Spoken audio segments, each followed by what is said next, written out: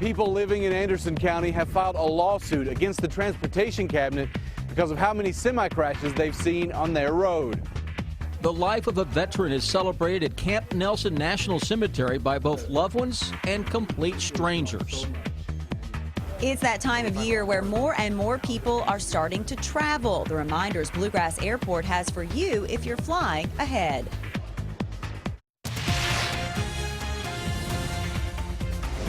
This is WKYT News at 4:30.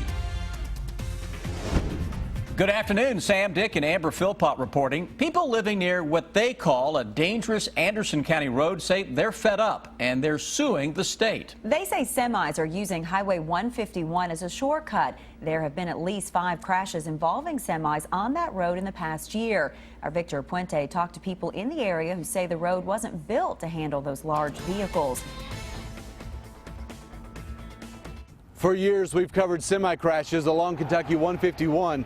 Earlier this year, the Transportation Cabinet said they were going to work to limit the number of trucks on this road.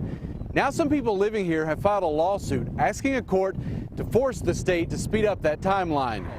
That suit is being filed by 2 property owners along this road, Tom D. Isaac and Don McCormick. It's against the state, the Transportation Cabinet, its secretary, and the Department of Public Highways. The 2 men say they represent a group of more than 150 people who've signed a petition asking the state to limit the number of commercial tractor trailers allowed on this road. The suit is asking for a judge to declare the state classification of the road contrary to state law.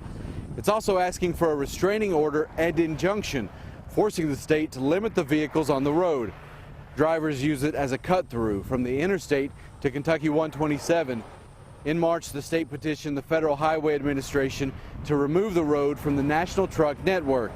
The cabinet spokesperson says they don't have a timeline for that process. The state says more than 800 commercial vehicles travel the road daily. People living along it tell me they support that lawsuit. Of course, if the people that makes those decisions, if they lived here, it would have already been done. A representative for the Transportation Cabinet told me they couldn't comment on active litigation. The attorney representing those 2 men told me she hoped to have a hearing by Monday. In Anderson County, Victor Puente, WKYT. That lawsuit also asked for attorney fees. A warm day here in the Bluegrass. Temperatures getting back up in the 80s this afternoon. Felt great out there, but storms are rolling into the area. Let's check in with Chief Meteorologist Chris Bailey. Hi, Chris. Hi, Sam. Hi, Amber. Those thunderstorms out there now is really starting to ramp up, packing a bit of a punch. Don't be surprised if you don't see a little small hail and some high winds before the evening is over from these storms. And that's just the first round, by the way. Let's get into your Defender Radar Network, which lighting up this afternoon. Take you into southeastern Kentucky. Very strong thunderstorm now heading toward Jackson into Breathitt County. Look at the lightning associated with that. That may be a small hail producer, and over the next hour that may head toward sections of Salyersville with some small hail and some high winds. Other showers and storms into northeastern Kentucky weakening a little bit. Lexington Metro got a shower between, let's say, Lexington and the Georgetown area, but we get into Owen County, Henry County, north of Peaksmill, north of Sadieville. You can probably hear the thunder in the distance. Those storms packing some small hail. Those extend back to the Louisville metro area into southern sections of Indiana. Got another complex behind that. And then look at the Big Daddy rolling its way across the St. Louis area. That is a Boeing band of thunderstorms that will continue to race eastward along that front. So rounds of storms moving in over the next few days. Strong and local severe thunderstorms a possibility, but everybody should get in on heavy rainfall, guys. When I come back in a few minutes, we're going to track these waves of thunderstorms across the area. Dozens of people came to Camp Nelson today to help remember a veteran. Johnny Patrick died last week at Thompson Hood Veterans Center. He did not have any close family to give him a funeral, so the center put out a call on Facebook inviting anyone to attend. Today's graveside service included distant relatives, Thompson Hood staff, and strangers. It was amazing to me today at 9 o'clock in the morning, all the people, the staff who came out. I don't know, there must have been a dozen, or 10 or 12. And they were so appreciative of him, and then they brought with them residents who could come. Patrick loved growing tomatoes, and the center had just ordered him new plants. His caretakers will now raise the plants in his honor, and they'll be the biggest, best tomatoes you've ever seen. What a kind gesture for all those nice. people to do. Very kind. Hard to believe, but the Kentucky Derby is right around the corner, and that means hundreds of people will be flying into Bluegrass for the festivities. Bluegrass Airport is one of the places preparing for more passengers. When it comes to getting through security, what you bring and how you pack it can slow you down. Mark Barber explains. Passenger traffic here at the Bluegrass Airport is about to take off with the Derby next weekend. The Transportation Security Administration says they collect about 25 pounds of banned materials at the safety checkpoints here every month, and they don't want your items to end up in that growing pile. Everything you see here came from the pockets and bags of travelers who were stopped at the security checkpoint. Since crowds of people will be waiting in longer lines here next week, the TSA is offering travelers some advice, trying to save them from the headaches and heartaches that come from leaving behind valuables. Do a quick bag check and a quick check of your personal belongings, basically, to make sure you don't have those prohibited items. And you're going to save yourself the hassle of having to go through that or possibly getting in trouble with law enforcement. And also you're going to save the folks behind you a lot of time. Knives, guns, tools, and large bottles with liquids, like Kentucky bourbon, will all get you flagged. The most common excuse we get is, oops, I forgot it was in there, or my husband or wife packed my bag for me. But ultimately, you're responsible for whatever you bring to the checkpoint. Since they're expecting a record number of people to travel to Kentucky for the Derby this year, the TSA is asking travelers to get here to the airport 2 hours before their flight leaves. That way there's plenty of time to check in and get those bags checked before your flight takes off. In Lexington, Mark Barber, WKYT. One of the more serious offenses the TSA is hoping to steer travelers away from is carrying a gun into an airport. If you get stopped with a gun at a checkpoint, police will run a background check on you and that firearm. At the very least, you'll be cited with carrying a concealed weapon in a secure area. North Carolina's so-called bathroom bill continues to generate controversy. Dozens of protesters taking over the state house as the legislature opened its session yesterday, while supporters of the bill protested outside. 2 more musicians have refused to perform in the state. Brooke Silva Braga has more. More than 50 people protesting North Carolina's controversial bathroom law were arrested last night. Some carried away in plastic handcuffs, others walked out on their own. Opponents of HB 2 had occupied the General Assembly to protest the law that limits the use of public restrooms to the gender on the person's birth certificate. They say it discriminates against transgender people. Stay the course. Outside, supporters of HB 2 called on the legislature, which overwhelmingly passed the measure a month ago, not to bow to pressure from major businesses who have moved jobs out of the state or from musicians who have canceled shows. Nick Jonas and Demi Lovato became the latest to cancel concerts on Monday as Democrats introduced a bill to reverse the law. We must act immediately to repeal this harmful legislation right now before the pushback nationally does real and long-term harm to our state. Supporters of HB 2 argue it only applies to government buildings and is designed to keep restrooms safe. Protect women and children. We're not afraid of transgender people. We're afraid of the sexual predators who will prey on the weak and the defenseless. Little Republican support makes the effort to repeal HB 2 in the current session unlikely. Brooke Silva Braga for CBS News, New York. North Carolina's governor has emphasized that the bill only applies to government buildings, allowing private businesses to make their own decisions about restrooms. Kelly Ripa making her highly anticipated return to live after nearly a week-long hiatus. Find out what she had to say about her absence next on WKYT. Now, your hour-by-hour forecast with Chief Meteorologist Chris Bailey. Nice afternoon for many of us across the area. For the rest of us, starting to storm it up a little bit. That's a sign of things to come. We've got wave after wave of shower and thunderstorm action ready to blast the Bluegrass State. Let's look at our live sky cams from across the entire area. Look at that Jackson cam. You can actually see some rain in the distance, courtesy of a very strong thunderstorm that is working across the Breathitt County area. It's a muggy day by April standards. It kind of feels like something is going to give, doesn't it? It's going to. Severe thunderstorm watch is out for areas to our west. That includes Louisville, E-Town, back into parts of western Kentucky, parts of Indiana included in that. Thunderstorms, though, really ramping up, especially north of Interstate 64. Southeastern Kentucky, we were just looking at this cam coming out of Jackson, and that thunderstorm has weakened a little bit on the last few scans. Into the Lexington area. Couple of teeny tiny showers out there. To the north of us, though, thunder and lightning coming from the skies here from Owen County into Grant County. Don't be surprised, folks, northwest of the Cynthiana area over towards Sadieville and Corinth, if we don't start to hear a little rumble of thunder from a different cell. Newcastle toward Louisville and southern Indiana. Those storms are slowly working over the same areas, and they're going to put down a ton of rain and some pea-sized hail. So this will be an area over the next few hours we'll watch for repeat thunderstorm action that can cause some local high water issues. From my perspective, over the next few days, yes, we can have some local severe weather, but it's more of that heavy rain threat that may be the greatest threat. Individual severe thunderstorm warnings really lining up right along that boundary around the Indy area. And look at that cluster of thunderstorms. It's weakened a little bit compared to what we were seeing earlier coming out of St. Louis. That boundary, that stationary front right on top of the region, not only tonight, but it's going to hang tough for a few more days. So you get that to kind of hang out there, and you're going to get repeat shower and thunderstorm action.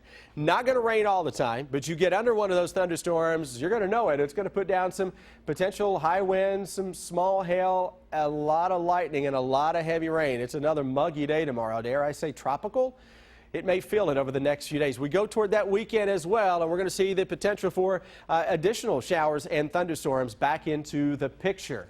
Hour by hour forecast, and this is a computer model that looks like all of a sudden it's gotten a little shy on us. It's supposed to have the data coming from it. It's supposed to be showing some showers and thunderstorms.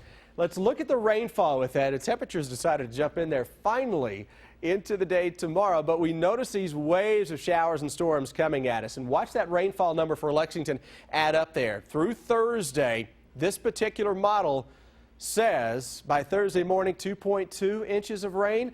By Thursday evening, greater than 2.5 inches. So you see what we are dealing with here. These thunderstorms that have a lot of moisture to work with can put down enough rain to cause local high water issues. Folks, a week ago we're talking about how dry it is. I suspect by the middle of May, you're not going to be talking about how dry it is anymore. We're going into a stormy pattern tomorrow into Thursday. Mainly dry Friday, though there is a chance for a little stray shower thunderstorm early, then again late. Better chance, though, for the weekend. Temperatures into the 70s. Kentucky Derby week.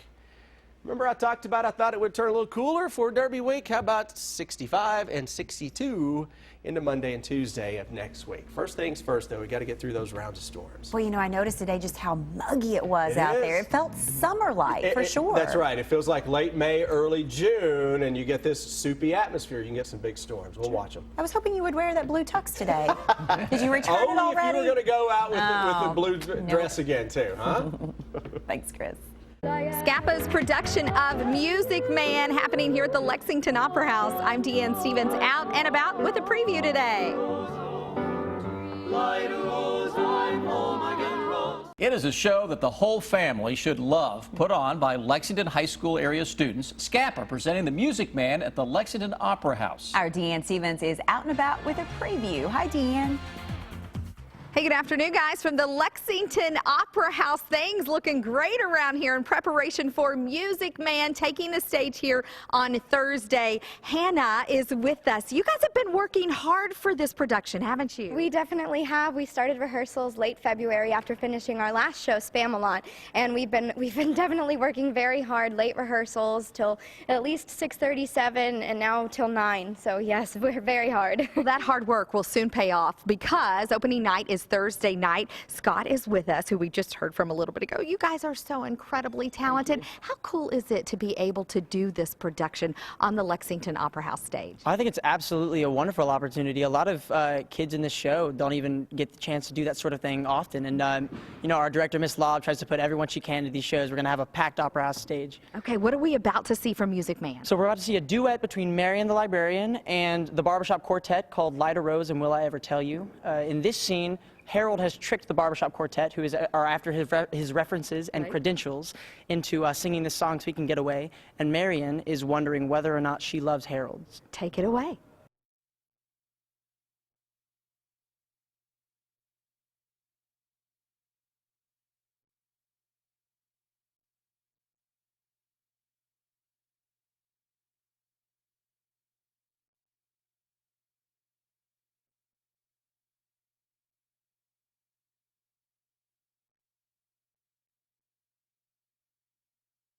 All right, have a little bit of audio difficulty, but we promise you it's a fantastic show for sure. That's right. Music fans have lost another star, and Morgan Freeman draws a celebrity crowd in New York. Terry Okita explains in Your Eye on Entertainment. A sexual assault case against Bill Cosby can move forward. A Pennsylvania appeals court rejected his attempt to have the charges thrown out. The comedian is charged with drugging and assaulting a woman at his home in 2004. Morgan Freeman was the toast of New York. The Oscar winner was honored with the Chaplin Award for his long commitment to the film industry. Robert De Niro and Helen Mirren were among the presenters. When you start thinking about where you came from and looking back, it's the first thing that comes to mind is the word luck. Past winners include Meryl Streep, Tom Hanks, and Barbra Streisand. We got a thing. Music fans are remembering the soul singer Billy Paul. Paul was best known for the hit single Me and Mrs. Jones. He was 81. And a new Netflix film puts a comic twist on war reporting. Eric Bana stars in Special Correspondence as a journalist who pretends to cover a foreign war without actually leaving home. I think we're so much better off here in New York than Ecuador. Starring alongside, Ricky Gervais brightened the mood on the set. To go to a set where having a laugh is encouraged and allowed was a good bit of medicine, actually. Special Correspondence premieres on Friday. That's your Eye on Entertainment. Terry Okita, CBS News, Los Angeles. Well, there's been a new development in the Live with Kelly and Michael Saga. Kelly Ripa returned to her chair on daytime this morning. She started the show by addressing the uproar over her being blindsided by the announcement that her co-host Michael Strahan is moving to Good Morning America full-time. She reportedly didn't know he was leaving until just before the news went public. Ripa said the incident sparked an important discussion with her bosses over communication and, quote, respect in the workplace. Network executives have since apologized to both Ripa and Strahan, but now it looks like Strahan will be leaving Live in mid-May. He was supposed to leave the show in late summer and start full-time on Good Morning America in September. J.K. Rowling's first ever screenplay will be published. It's called Fantastic Beasts and Where to Find Them, a Harry Potter spinoff in 2001. A new Warner Brothers film of the same name starring Eddie Redmayne hits theaters November 18th. Pottermore, the global digital publisher of Rowling's Wizarding World, said today the screenplay can be downloaded for $12.99 the next day. The spinoff has stoked the flames of mania surrounding the Harry Potter franchise. The published screenplay will feature Rowling's full script and be available for all major e-reader devices. This is nuts. Winds are being blamed for an iconic symbol of the bluegrass nearly injuring drivers in California. The details ahead here on WKYT News. Very summer-like feel to the day out there. You could really feel that probably storms were headed our way. Yeah, well, we're due for that, I guess, Chris. This time of year, you're going to see some of that, aren't you? Well, without question. You know, it's been a quiet spring so far as well. We haven't had a whole lot of thunderstorm action, so it's been a little dry. We're going to take care of the dry part, I think, over the next couple of weeks. Jackson just had a thunderstorm roll through, knocking that temperature down to 71, shooting up to 84 now into London. Low 80s across most of the areas, not getting in on those scattered showers and thunderstorms, but look at all that action along and north of 64 especially. A lot of thunder and lightning. Pea-size hail being reported around the Louisville area as we speak. That is all part of a stationary front that will continue to produce some rounds of storms over the next several days, and we will continue to watch them and talk about a severe thunderstorm watch coming up here in just a few minutes for parts of areas to our west. Right now, let's check on traffic with Officer Don. Live look at Lexington rush hour traffic, and police are working a collision right now at Broadway and Short Street. And that's a bad place for it because we have the concert that's happening tonight, too. So Broadway and Short intersection's a little tied up at the moment toward downtown. Also had a crash on the outer loop of the Circle at Old Frankfort Pike. It's still causing backups about Georgetown. Both lanes are clear now. but it's slow on the Circle. Drive times this afternoon to Nicholasville, 12 to 15 minutes. It looks like to Richmond across the Clays Ferry Bridge, normal traffic flow. Now back to you in the studio. Raising money for a special cause, strong winds blowing over a landmark, and a lazy dog walker. It's the video that will have you talking. Take a look at this. Okay, you have to love this. A Missouri third grader selling lemonade to help pay for his own adoption and has seen amazing outpourings of support. Last week, the 9-year-old sold $1 lemonades and cookies while his adoptive family held a yard sale to help pay for the pricey adoption process. Media in the area reports the family was hoping to raise $5,000, and so far, between lemonades and donations, they have raised a whopping $140,000. 14,000, excuse me. I thought it was 14. Either or, way, that is still a lot of money. Yeah. Oh, for an adoption, Good for that's him. great. Well, business was booming at a KFC in California after winds took down the store's giant bucket sign. This is nuts. I was like, yikes, I'm 6'3", and this thing is bigger than me. It happened in Long Beach during 50-mile-per-hour wind gusts. The iconic KFC bucket snapped at its base, toppled over like a tree, and partially blocked the drive-through lane in the parking lot. The good news, no one was hurt, but employees say the ground shook when that sign blew over. Well, a woman in California who was caught on camera using her car to walk a dog clearly took the easy way out of the chore, but she may end up learning a hard lesson. Authorities are now looking for her after seeing this video showing the leashed dog running alongside the car. The eyewitness who shot the video confronted the woman and says the incident left her furious. The woman could be charged with cruelty if they find her. Somehow it's not surprising to me that someone stooped this low. There's a number of things that could go terribly wrong there in that video. Yeah, I hope, very, very wrong. Okay. All right, stick with us. Here's what we're working on for you now at 5 o'clock.